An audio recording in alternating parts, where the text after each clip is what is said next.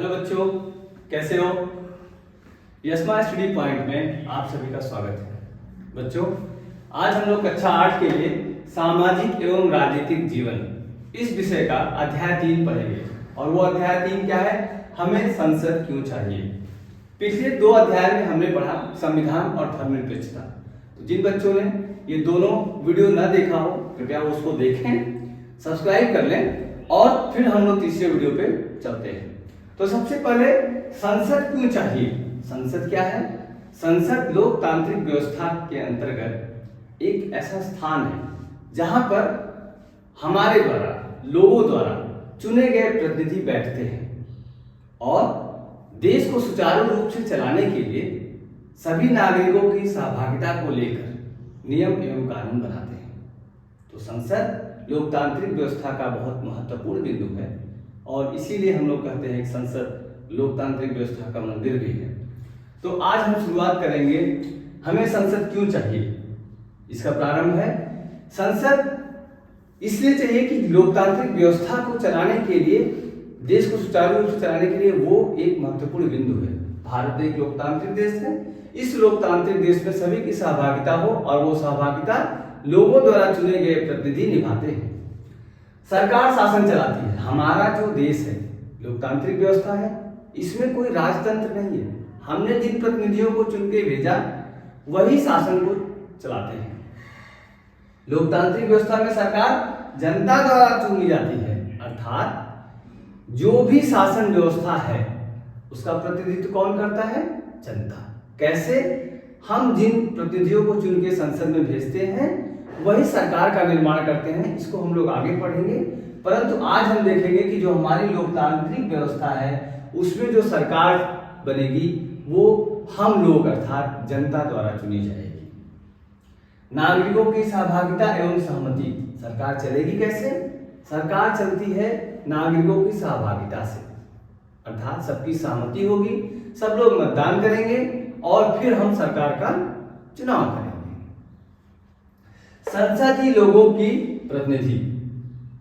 संसद में जो सदस्य हैं वो कौन लोग हैं? वो हमारे बीच के हैं।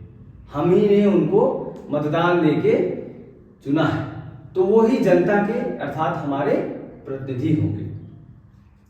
नागरिक का निर्णय सरकार पर अंकुश। इस विषय को हम समझे कि हमारा जो विचार है, हम अपने विचारधारा के अनुसार ही अपने प्रतिनिधि को चुनते हैं और सरकार का निर्माण होता है।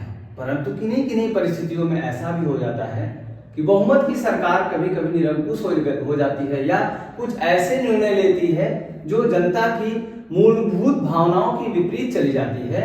ऐसे कंडीशंस में सरकार पे अंकुश कौन लगाता है? हमारे द्वारा चुने गए कुछ और प्रतिनिधि जो विपक्ष में होते हैं। वो क्या करते हैं? वो सरकार पे प्रश्न चिन्ह लगाते हैं, सरकार की जवाबदेही तय कर देते हैं। तो एक तरह से सरकार निरंकुश ना हो उसके लिए हमारे प्रतिनिधि जो कि विपक्ष में होते हैं वो सरकार पे अंकुश लगाते हैं। संसद भारतीय लोकतंत्र का सबसे महत्वपूर्ण प्रतीक एवं संविधान का मूल बिंदु है। अब हमने कहा लोकतांत्रिक देश, चलाएगा कौन? नियम कानून बनाएगा कौन? संसद। और इस संसद के जो प्रतिनिधि हैं उनका चुनाव कौन करेगा? हम, अर्थात यहाँ के नागरिक। तो जो हमारा मूल बिंदु है संविधान का वो क्या है? लोकतांत्रिक व्यवस्था। और इसको बनाएगा कौन? संसद। तो संसद हमें इसलिए चाहिए कि पूरे देश को व्यवस्थित ढंग से चलाने के लिए, सुचारू रूप से चलाने के लिए जो हमारी संस्था है और उसके प्रतिनिधि हैं, ये जहां रहेंगे उस स्थान को हम संसद कहेंगे। तो बच्चों, अब हम लोग अगले विषय पर आते हैं, अगले बिंदु पे आते हैं कि लोगों का फैसला लेना आवश्यक क्यों है? क्यों लोग फैसला लें? उसको बिंदुवार पढ़ेंगे। सबसे पहले तो उचित सरकार का चयन हो। उचित सरकार का चयन करने का अर्थ होता है कि यदि सबकी सहमति हो तभी तो हम अपनी लोकतांत्रिक व्यवस्था के अनुसार सरकार का चयन करेंगे, जो लोगों की मूलभूत भावनाओं का ध्यान रखे, मौलिक अधिकारों की सुरक्षा करे इत्यादि। सरकार की जवाबदेही तय हो। अगर हम फैसला नहीं लेंगे, मताधिकार का प्रयोग नहीं करते हैं तो हम सरकार का निर्माण ही नहीं कर पाएंगे। तो ऐसे में किसी सरकार का चयन होना और उसकी जवाबदेही होना, ये दोनों निश्चित नहीं हो पाएगा।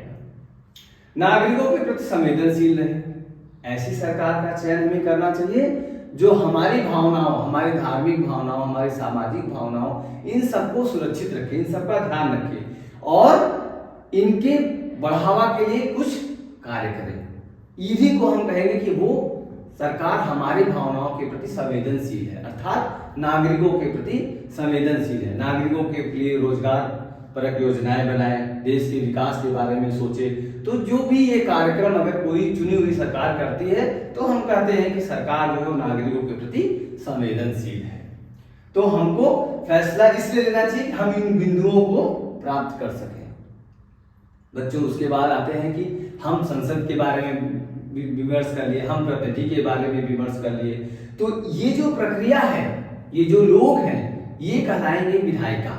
लोकतंत्र में सबसे पहले हम लोग संसद में देखते हैं कि नियम जो लोग बना रहे हैं वो विधायिका के अंतर्गत आते हैं। तो विधायिका के प्रारंभ तो कभी न कभी हुआ जब हमारा देश पराधीन था, अंग्रेजों के या मुगलों के अधीन था। तो इस तरह की सहमति, सहभागिता नागरिकों की नहीं हुआ करती थी।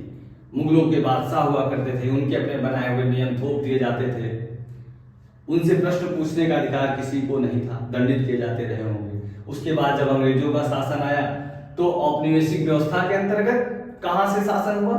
लंदन से। महारानी एलिजाबेथ के कानून नियम लागू होते रहे। भारतीय नागरिक क्या थे? दास प्रथा की ही तरह जीवन यापन करते थे। तो जो हमारे स्वतंत्रता संग्राम सेनानी या बुद्धिजीवी वर्ग थे, उन लोगों ने अंग्रेजों के शासन काल में ये मांग करी। सन 1885 में कांग्रेस की प्रथम मांग जो हुई वो ये हुआ कि जो हमारी विधायिका या नियम कानून बनाने वाले अंग्रेजों का वर्ग है उसमें हमारे भारतीयों का भी प्रतिनिधित्व हो। क्यों हो? कि हमारे देश भारतवर्ष के लिए जो कुछ भी नियम बने वो उचित है, अनुचित है, उसके लिए हमारे प्रतिनिधि प्रश्न कर सके, वो पूछे अवश्य कि ये क्यों बना, किसके लिए, लोग कल्याणकारी है कि नहीं। दूसरा बच्चों, बजट अर्थात आर्थिक व्यवस्था। पूरे देश को चलाने के लिए जो अर्थव्यवस्था होगी वो 1885 में ही हमारे बुद्धिजीवियों ने, नेताओं ने ये सोचा कि कौन सा धन किस मद में खर्च करे। अंग्रेजों के सामने ये प्रश्न रखा, इस पे भी उनकी सहभागिता हो। तो प्रारंभ होता है कि कांग्रेस, उस समय कांग्रेस ही एक पार्टी थी या कांग्रेस एक समूह था जिसने कि अंग्रेजों के सामने ये मांग रखा कि हम प्रश्न करें, उसका भी अधिकार और हमें बजट में भी हमारी सहभागिता हो। 1909 में, इसी क्रम में 1909 में एक गवर्नमेंट ऑफ इंडिया एक्ट पारित हुआ था जिसके अंतर्गत कुछ प्रतिनिधि विधायिका में रखे गए, परंतु उस समय उनको न तो मताधिकार का अधिकार था और न ही मूल बिंदुओं पर जाना, प्रश्न पूछना और बजट के बारे में विमर्श करने का अधिकार नहीं दिया गया था। परंतु ये उपलब्धि हो गई थी कि 1909 में गवर्नमेंट ऑफ इंडिया एक्ट जो पारित हुआ था उसमें कुछ भारतीय प्रतिनिधियों की सहभागिता हो गई थी। स्वतंत्रता पश्चात सार्वभौमिक वयस्क मताधिकार, ये एक ऐसा अधिकार था जो कि अंग्रेजी शासनकाल में हम लोगों को नहीं मिला था। लोगों ने संघर्ष किया, स्वतंत्रता प्राप्त हुई, परंतु सरकार कैसे चुनी जाए, कौन लोग सरकार का निर्माण करेंगे, इसके लिए जो प्रतिनिधि चुने जाएंगे उनको कौन चुनेगा? वो हर भारत का व्यक्ति जो 18 वर्ष से ऊपर होगा वो प्रतिनिधियों के चुनाव के लिए अपने मताधिकार का प्रयोग करेगा।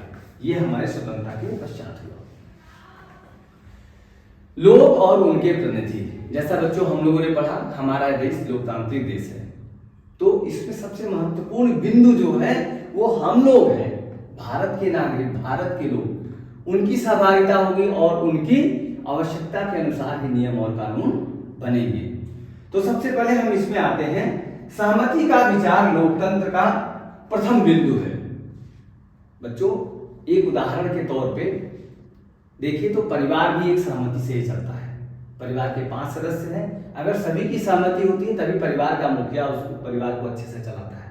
उसी तरह हमारा देश इतना बड़ा विशाल देश है, जब तक लोगों की सहमति नहीं होगी तब तक हमारा लोकतंत्र को हम लोग सुचारू रूप से चला नहीं पाएंगे।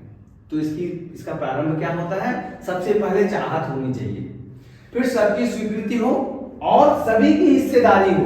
अर्थात जब सरकार बने उसमें जो भी प्रतिनिधि चुने जाएं वो हमारे द्वारा चुने गए हैं और किसी भी निर्णय में हर व्यक्ति की सहभागिता हो, ऐसा होना चाहिए। और कौन उसको पूर्ण कर रहा है? हमारे द्वारा चुने गए प्रतिनिधि। लोकतंत्र में नागरिक ही सर्वाधिक महत्वपूर्ण है। यह हम लोगों ने देखा।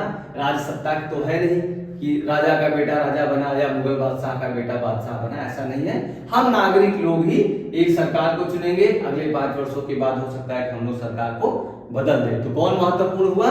हम नागरिक, और हमारा मताधिकार ही महत्वपूर्ण है। लोकतांत्रिक सरकार का गठन।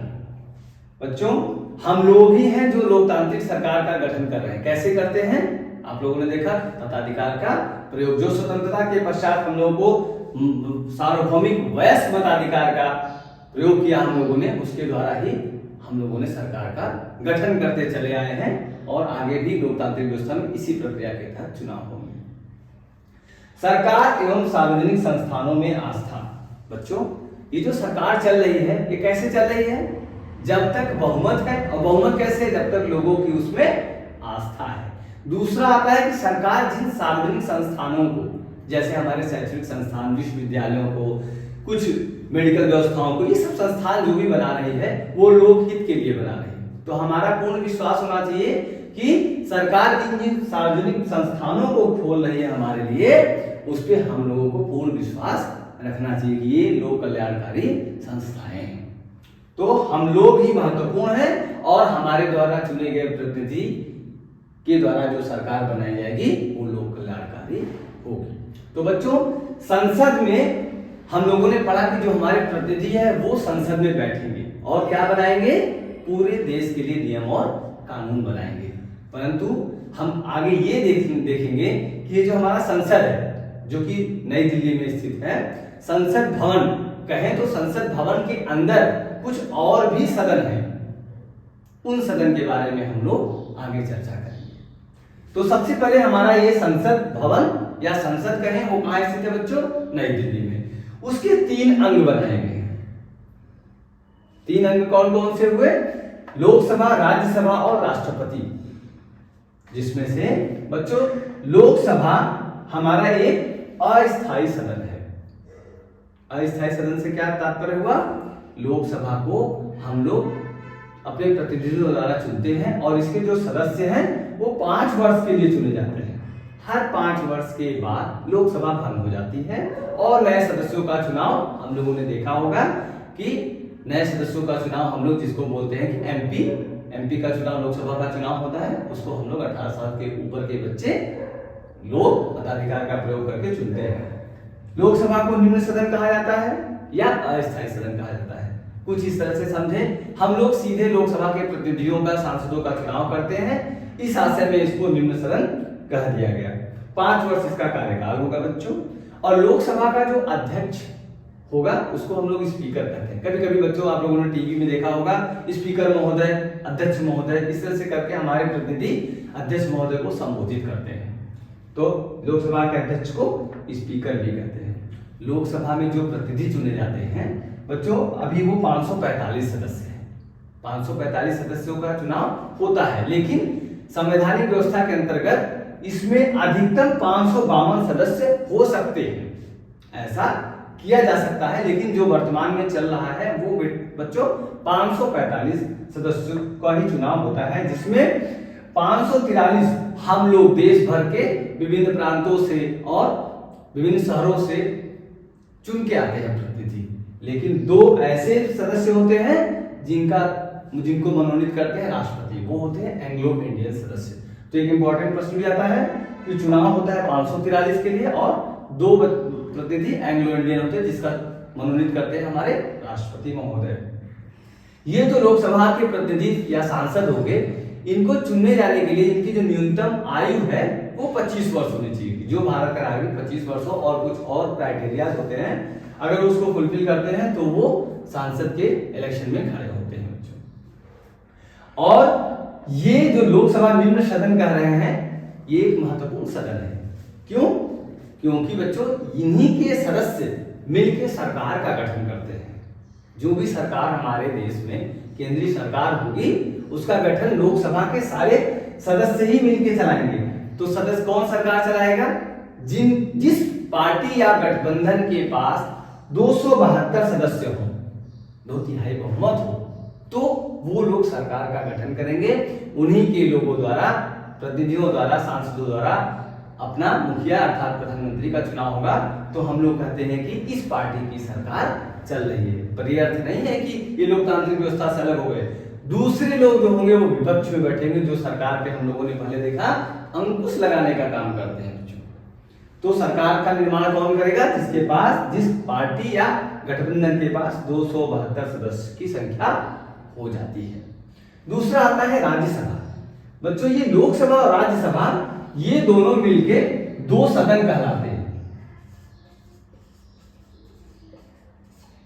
प्रश्न आता है बीच में कि संसद के 3 अंग तो लोकसभा, राज्यसभा, राष्ट्रपति हैं, परंतु 2 सदन कौन से हैं? वो 2 सदन है लोकसभा और राज्यसभा। लोकसभा के बारे में हम लोगों ने अभी पढ़ा, इससे काफी प्रश्न आते हैं बच्चों। अब हम आते हैं राज्यसभा।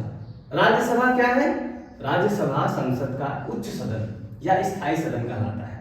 उच्च सदन इस आशय में हम लोग समझ सकते हैं कि हम लोगों ने लोकसभा को अपने द्वारा, जनता के द्वारा मतदान केंद्रों पर जाकर चुनाव किया, लेकिन ये जो प्रतिनिधि हमारे राज्यों के होते हैं, राज्य स्तर पे जो प्रतिनिधि होते हैं, ये सब मिलके राज्यसभा के प्रतिनिधियों का चुनाव करते हैं। इस कारण से भी इसको उच्च सदन कहते हैं। दूसरा, ये स्थायी सदन है, ये कभी भंग नहीं होती। जैसे लोकसभा हर 5 वर्ष के बाद भंग होगी, पुनः चुनाव होगा, लेकिन राज्यसभा स्थायी सदन है और ये भंग नहीं होती है। इसका कार्यकाल 6 वर्ष के लिए होता है। भंग कैसे नहीं होगी बच्चों? इसके जितने भी सदस्य हैं उसका 1/3 सदस्य हर 2 वर्ष के बाद बदल जाता है। कुछ इस तरह से समझिए कि मान लीजिए कि आपकी कक्षा में 60 बच्चे हैं और कुछ ऐसा कोई खेल हो रहा है कि इसके 1/3 अर्थात कितने बच्चे हो गए? 20 बच्चे क्लासरूम से बाहर निकलते हैं और नए 20 बच्चे उसी समय अंदर आ जाते हैं। फिर 2 साल के बाद, उदाहरण के तौर पर 2 घंटे के बाद लीजिए कि फिर 20 बच्चे निकले और नए 20 बच्चे आ गए। तो आपकी पूरी कक्षा में जो संख्या है वो कितनी बरकरार है? 60 के 60। ये उदाहरण के तौर पर हमने बताया।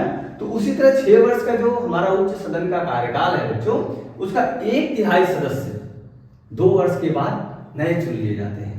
तो राज्यसभा कभी भंग नहीं होती है, इसीलिए हम इसको उच्च सदन भी कह सकते हैं। अब राज्यसभा की कार्यप्रणाली को देखने के लिए कोई ना कोई तो मुखिया नियुक्त होगा। तो उस, जैसे हम लोगों ने यहाँ पे पढ़ा, अध्यक्ष स्पीकर कहलाते हैं लोकसभा में, तो उच्च सदन में सभापति कहलाते हैं। वो सभापति कौन होते हैं बच्चों? हम लोगों ने अपने देश की जो हायरार्की देखी, राष्ट्रपति, उपराष्ट्रपति, प्रधानमंत्री, तो प्रधानमंत्री का तो चुनाव लोकसभा सदस्यों ने किया है। उसी तरह जो हमारे उपराष्ट्रपति देश के होंगे वो राज्यसभा के लिए सभापति का काम करेंगे। उनको हम लोग अध्यक्ष न कह के सभापति कहते हैं। और हमारे जो उच्च सदन है, राज्यसभा उच्च सदन है, उसमें 245 सदस्य चुने जाते हैं। कौन चुनेगा? राज्यों के प्रतिनिधि, जिनको हम एमएलए कहते हैं, जिनको हम चुन के भेजते हैं राज्य सरकार में, जो हम लोगों ने पिछली कक्षा में पढ़ा था। और राज्यसभा में अधिकतम सदस्यों की संख्या कितनी? ये संवैधानिक व्यवस्था के अंतर्गत अधिकतम 250 सदस्य ये हो सकते हैं, परंतु वर्तमान में हमारे पास केवल 245 सदस्य हैं, जिसमें से 233 तो हमारे राज्यों से चुन के आते हैं। हमारे जो एमएलए हैं वो चुनते हैं, उसमें से 233 सदस्य हमारे राज्यों, विभिन्न राज्यों से आएंगे। बचे हुए 12 सदस्य कहां से आएंगे बच्चों? बचे हुए 12 सदस्यों को राष्ट्रपति द्वारा मनोनीत किया जाएगा। वो देश के विभिन्न क्षेत्रों से, जैसे खेल जगत हो गया, कला हो गया, संस्कृति हो गया, और बहुत सारे आयाम हैं, वहां से चुने जाते हैं। उदाहरण के तौर पर जैसे आप लोगों ने देखा बेटा, लता मंगेशकर थी, कला जगत से थी, गायिका थी, उनको राज्यसभा का सदस्य नियुक्त किया गया। खेलों में देखें जैसे अपने सचिन तेंदुलकर हैं, उनको राज्यसभा से नियुक्त किया गया। नवजोत सिंह सिद्धू को, ऐसे विभिन्न खेलों से सरकार जो है, ताकि हर क्षेत्र के लोगों का प्रतिनिधित्व हमारे संसद में रहे। क्यों रहे? उसका क्या है कि जिससे कि विभिन्न क्षेत्रों के बारे में लोगों से इनपुट मिलता रहे और उस पर सुधार होता रहे और नए नियम भी बनाए जा सके। तो 233 सदस्यों का चुनाव राज्यों से और 12 सदस्यों का को राष्ट्रपति द्वारा मनोनीत किया जाता है। जैसे हमने लोकसभा में देखा कि जो भी हमारे सांसद महोदय होंगे उनके लिए चुनने के लिए आयु 25 वर्ष है, परंतु राज्यसभा में सदस्यों को चुनने के लिए उनकी न्यूनतम आयु 30 वर्ष होनी चाहिए। तो ये दोनों लोकसभा और राज्यसभा मिलकर हमारे दो सदन कहलाते हैं। इन लोगों के कार्य जैसे बच्चों ने हमने देखा लोकतांत्रिक व्यवस्था में हमारे लिए नियम कानून बनाने, नियम कानून को और हम संवैधानिक हिसाब से देखें तो विधेयक बनाना। ये विधेयक कानून कैसे बनेंगे उसके लिए सदन का संसद का जो तीसरा अंग है राष्ट्रपति की सहमति मंजूरी या हस्ताक्षर होने के बाद इन दोनों सदनों से पारित सारे विधेयक कानून में बदल जाते हैं। तो राष्ट्रपति का कार्य क्या हुआ, सांसदों द्वारा पारित किए गए विधेयकों को अपनी सहमति देना। राष्ट्रपति कौन हुआ, राष्ट्रपति देश का सर्वोच्च नागरिक और हमारे तीनों सेनाओं का सर्वोच्च कमांडर है। कुछ इसके बारे में हम लोगों ने पीछे अध्ययन कर चुके हैं। तो बच्चों इस तरह से हमारे संसद के ये 3 अंग लोकसभा, राज्यसभा और इनके सदस्यों के बारे में हम लोगों ने पढ़ा। अगला हमारे किताब में दिया है विषय की राष्ट्रीय सरकार का चुनाव। बच्चों यही वो सदस्य हैं जो हमारे लिए सरकार बनाएंगे, लोकसभा के सदस्य। लेकिन राज्यसभा भी महत्वपूर्ण है क्योंकि देश को चलाने के लिए जो भी कानून बनेगा वो दोनों सदनों से पास होना चाहिए। सरकार का गठन किसके द्वारा होगा, लोकसभा द्वारा। और इस सरकार का गठन कौन करेगा, देश की विभिन्न पार्टियां या कोई बड़ी पार्टी जिसके पास 272 सदस्यों का बहुमत हो वो सरकार का गठन करते हैं। वो सरकार किसके द्वारा अंततः चुनी गई, लोकतांत्रिक व्यवस्था में हम नागरिक लोग मताधिकार का प्रयोग करके सरकार का गठन करते हैं। सरकार को नियंत्रित करना और जानकारी देना और साथ ही साथ उसका मार्गदर्शन करना। संसद का और कार्य क्या हुआ कि जितने प्रतिनिधि हैं संसद के, चाहे वो पक्ष के हों या विपक्ष के हों, इन सब का काम क्या है कि हमारे लिए लोक कल्याणकारी नियम बनाए और अगर नहीं है तो अन्य सदस्यों द्वारा, वो पक्ष के भी हो सकते हैं या विपक्ष के भी हो सकते हैं, उन नियमों पे प्रश्न चिन्ह लगाना। जैसे बच्चों हम लोगों ने टीवी में देखा प्रश्नकाल होता है, तो प्रश्नकाल में यही होता है कि कोई भी सदस्य किसी भी लोक कल्याणकारी योजना के बारे में सरकार से प्रश्न पूछ सकता है।